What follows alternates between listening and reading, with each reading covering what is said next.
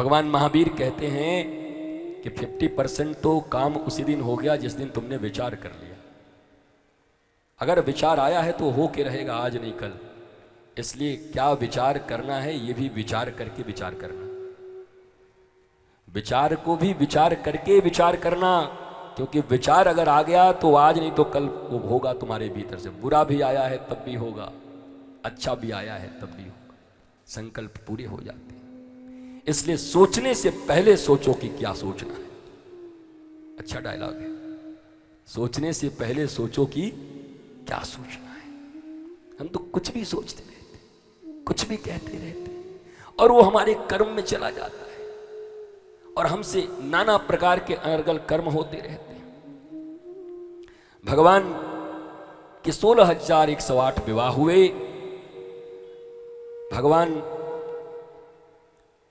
का एक और चरित्र है सुदामा का चरित्र। लोगों की बड़ी इच्छा होती है, एक लाइन में से कह देता हूं। देखो, भगवान के लिए लिखा गया है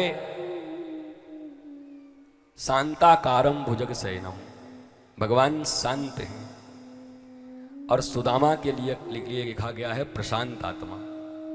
भगवान शांत हैं तो सुदामा प्रशांत हैं। जो लोग उन्हें दरिद्र कहते हैं, जो लोग उन्हें गरीब कहते हैं, जो लोग उन्हें निर्धन कहते हैं, वो मूर्ख है। हमारा शास्त्र ऐसा नहीं कहता।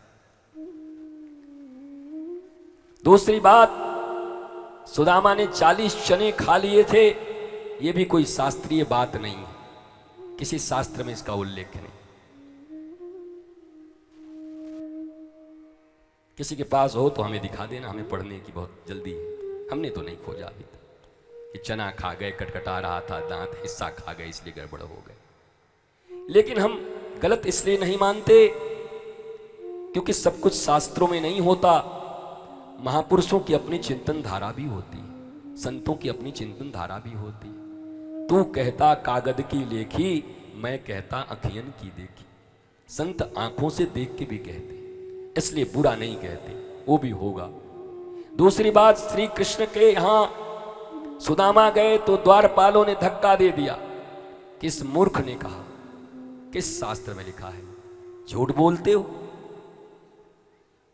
भगवान के द्वार पर किसी गरीब को, किसी विप्र को, किसी विद्वान को धक्का दे दिया जाए, क्या भगवान ऐसा द्वार बना के रखे होंगे?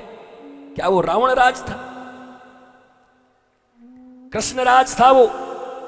सुदामा जब गए तो उनको राज प्रसाद में द्वारपालों ने बिठाया और बिठाकर जाकर श्री कृष्ण को बोलने गए थे। तब तक उनकी प्रतिष्ठा हुई, राज दरबार में, गेस्ट हाउस में बिठाया गया था। आप कहते हो धक्का दे दिया गया था भगवान के दरबार में। ऐसी झूठ बात की।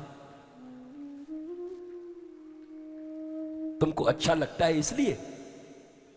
चलो, लीला के क्रम में अच्छा लगता है। सुदामा आया ऐसे ऐसे करते करते, और वो कृष्ण इधर बैठे हैं और धक्का दे रहा, रो रहे हैं, अरे द्वारपालो कन्हैया से कह दो। जरा सोचो, श्री कृष्ण की नगरी में किसी ज्ञानी पुरुष को, विप्र को, संत को, गरीब को, निर्धन को अगर इस प्रकार से धक्का दिया जाएगा तो क्या ये भगवान का दरबार होगा?